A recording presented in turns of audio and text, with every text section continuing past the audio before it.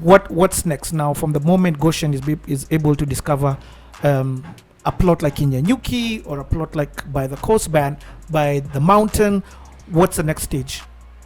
So we go about scouting. So we've identified a general area, right? Based on our criteria.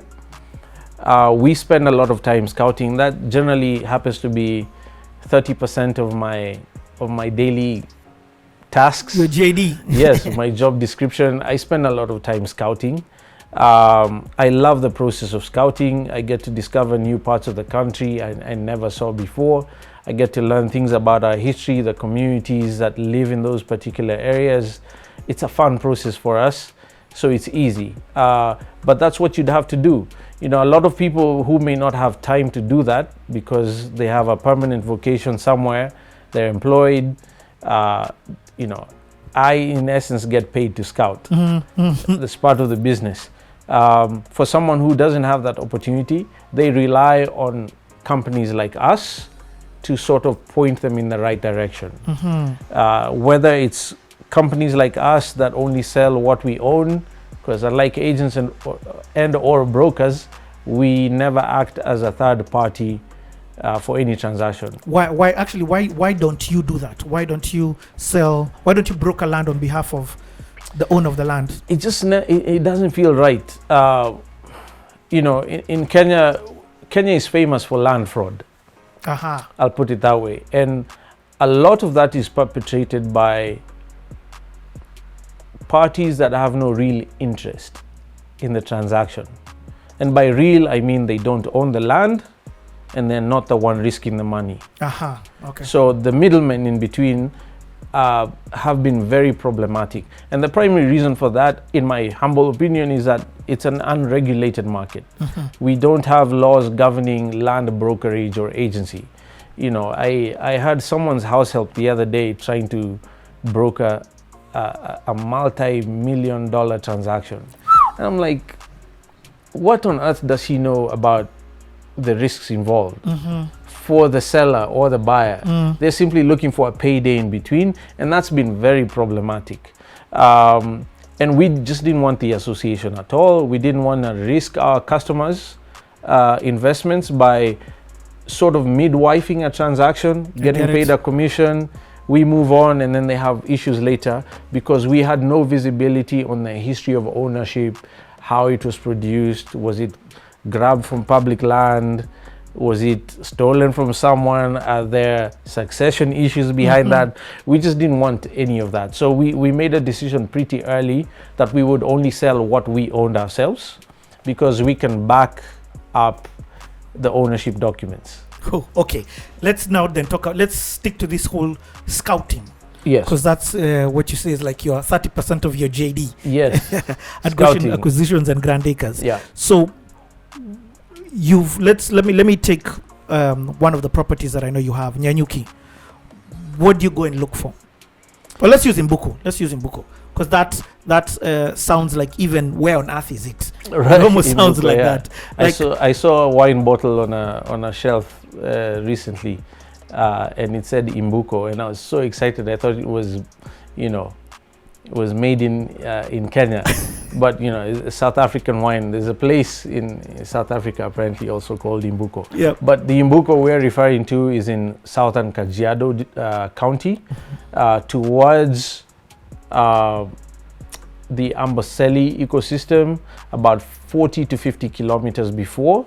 That's an important thing to mention because a lot of people hear us say South Kajiado, they immediately assume that we're selling grab land from Amboseli, which sadly happens from time to time, or within the feeder corridors that have very tight restrictions. We're not in that zone, but we are on that corridor from Emali town, which is about 124 kilometers from Nairobi, specifically from Nyayo Stadium roundabout, down Mombasa Road to Emali, 124. It's less than 3 hours, I'm sure. Yeah, absolutely. It takes about an hour and a half, hour and 45 minutes to get to Emali from Nyayo Stadium. Okay. And then we branch down towards Oloitoktok, New Tarmac Road, about 33 kilometers down. So that's southern Kajiado. There specifically, again, this is some of the unplanned ways you discover places. We bought some land from a Maasai gentleman, Mzee Daniel Oletapasian, from Konza. He was a native of Konza, Kajiado side of Konza, because Konza is shared by two main counties, Kajiado and Makueni. Makueni, in some areas, Machakos also has a claim. But he's on the Konza side, which is Kajiado. Kajiado side, rather, which is Maasai. And he sold us some land. We finished the transaction. He was so happy because apparently he had had several aborted sales before we came along. And because of that, his family heard that he had concluded the transaction, painlessly. And therefore, would your buyer want to buy ours also from Imbuko? And so he pestered us for 3 months to go and see and buy. Eventually, I reluctantly agreed to, just out of respect for the old man. And I went to take a look. I fell in love with the place immediately. I'd never been to that side of the country. Okay. When you say you fell in love, what did you fall in love with? Because I'm sure this is part of the scouting. Yes. So the distance happened to be, 2.5 hours for driving, which it didn't feel like far. That's important. If you get tired going to the place, might be an indication it'll be a problem for you to manage. Okay. Accessibility is important. So it was a 2.5 hour drive, very scenic, especially when you turn off of Mombasa Road. You have wide open landscapes. I can see into Tanzania, 100 kilometers away from there. I mean, that was stunning. Coming from the congestion of Nairobi, it felt like a decompression. And there was something about that I found very therapeutic and beautiful. And so when we finally got to the site, Mount Kilimanjaro was fully exposed in all of her glory. And that Mount Kilimanjaro is famous for being a very shy mountain, because I suppose of its imminence as the tallest freestanding mountain on the planet. On the planet? Yeah, it's the tallest freestanding mountain in the world. Okay. A lot of people don't know that. I didn't know that. It tends to have a lot of cloud cover. And it's a natural consequence of how tall it is, the water catchment activities and so on. But on this particular day, it was out in the open, and I had never seen that, ever. I mean, I'd seen posters and paintings. I think every household in Kenya has a painting of Mount Kilimanjaro hanging on a wall. But that was stunning. It took me aback, and I immediately knew I wanted a piece of that. Okay. And so that's how we discovered Imbuko. Was nowhere in our peripheral. I'm sure never you didn't heard even of know. the place. I was going to say that. Yeah, I'd never been to that side of the country. I'd never been to the Amboseli National Park, so I never had any reason to be on that side of the country. My mom is from Central Kitui, which we access through Thika. My dad is from Western Kenya, in Webuye.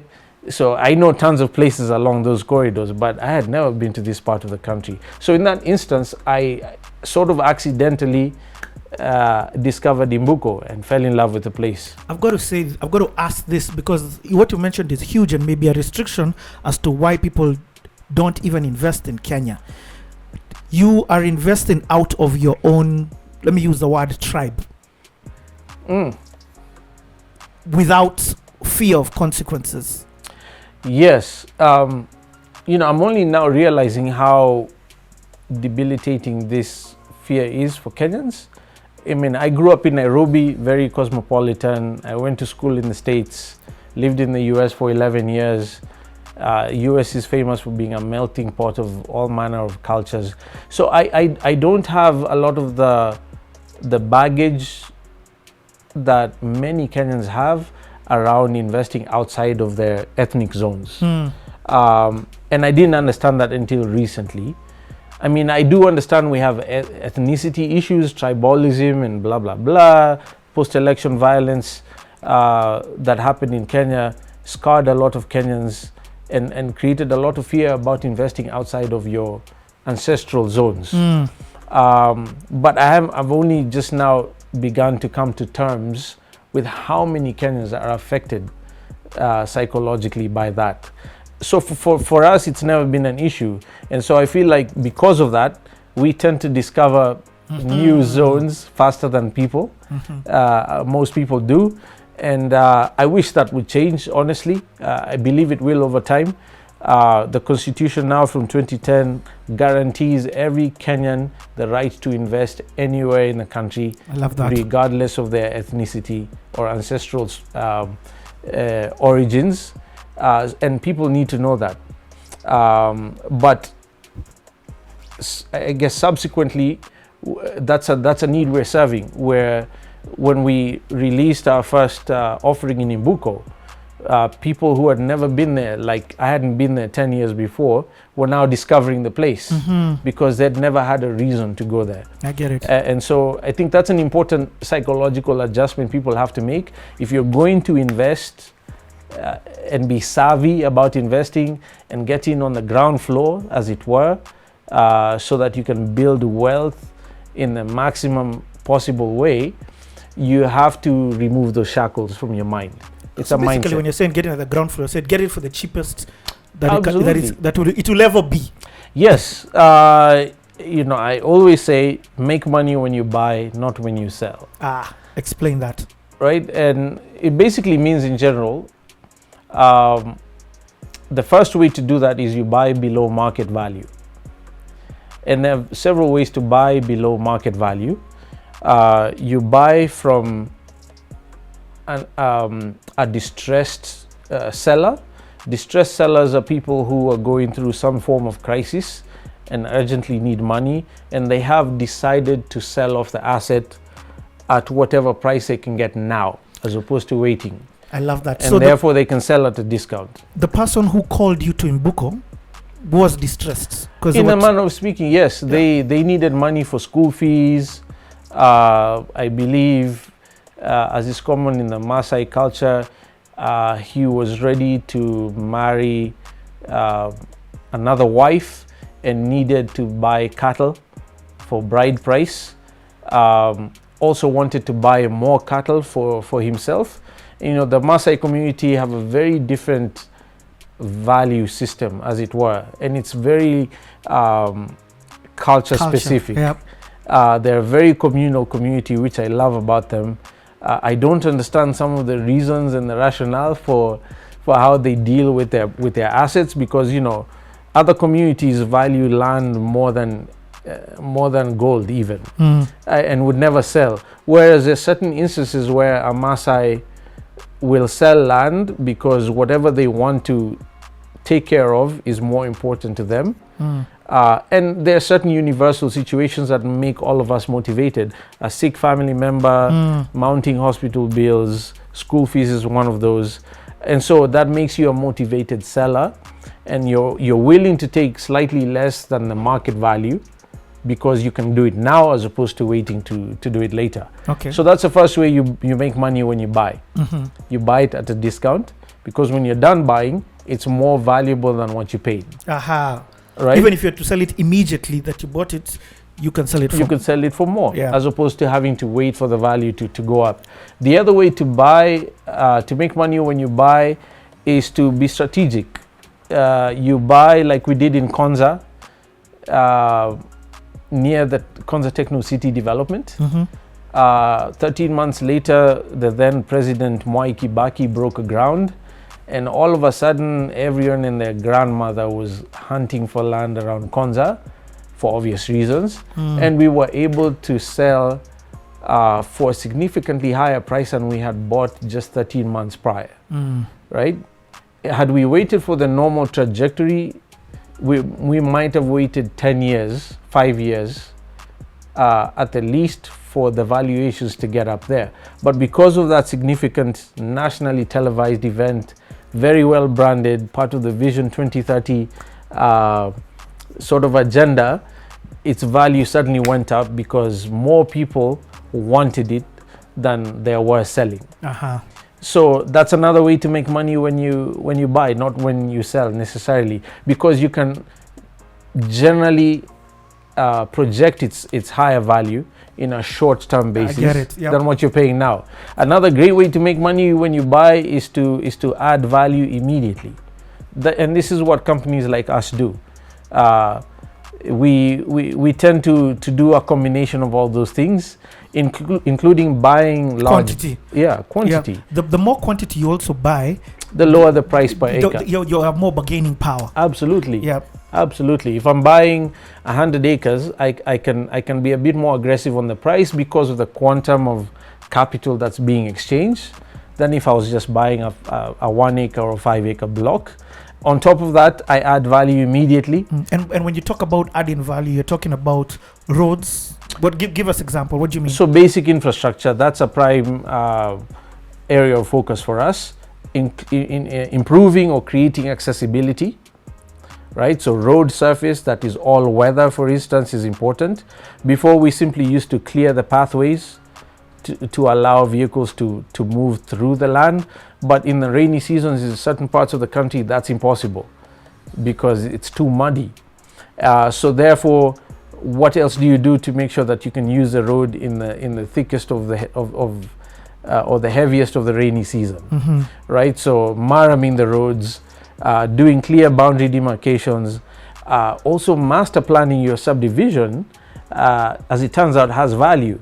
Instead of just chopping a piece of land into squares and rectangles, planning their layout using a professional planner and even an architect in a way that is pleasing to the eventual users and owners in terms of circulating and having public areas and shared spaces, that tends to add value. It makes it a lot more desirable. So these are some of the ways we add value ourselves. But in the process of trying to add value, you will lose out on land. For example, if I buy a 100 parcel and I'm going to add value through adding roads, through calling some areas communal, that automatically means I don't have 100 plots to sell. Yes. I'll probably only have 70 or 80.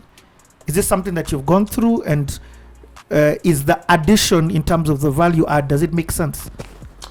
Absolutely. I mean, I'll give you a live example. In Imbuko, for instance, we're currently selling 1 acre plots. These were subdivided from an 88 acre block, right? We have 80 subdivisions because 2 of them are 2 acres instead of 1 for the public utilities. So if let's assume those 2 were also separate titles, basically we would have 82 1 acre plots out of 88 acres. And that's because of all the areas that went towards the road access. So in general, you're looking at about 10% going to accessibility. If you give enough width and space for the roads and for expansion in the future, if you give up space for utilities and public use for the compound, that can go up to 12, even 15% at the highest. So yes, you lose some, but in general, how we treat that is whatever value we have lost to public access for the benefit of the others, we subdivide equally amongst the others. So the value doesn't disappear. It just simply makes the others slightly more expensive because you're transferring value there, because what you have given up is to create accessibility and optimal use for them anyway. So, issues of giving up land should not matter. In actual fact, creating the accessibility and public utility makes what you have subdivided a lot more valuable. Yes. Yeah. Okay. So that's a simple example for adding value. I love it. I love the jumping that we're doing, because you're definitely dropping you're taking us to class as I we guess have the conversation. If someone wants to get in the business of land development, which is absolutely, which I didn't even expect the conversation to go into, but that's wonderful. So you've scouted, you've decided this is, whoa, I didn't see this land, I didn't think a land like this existed, I want. Now you press the button on I want. Right. What's the next stage? So how basically I'm asking, how do I start then?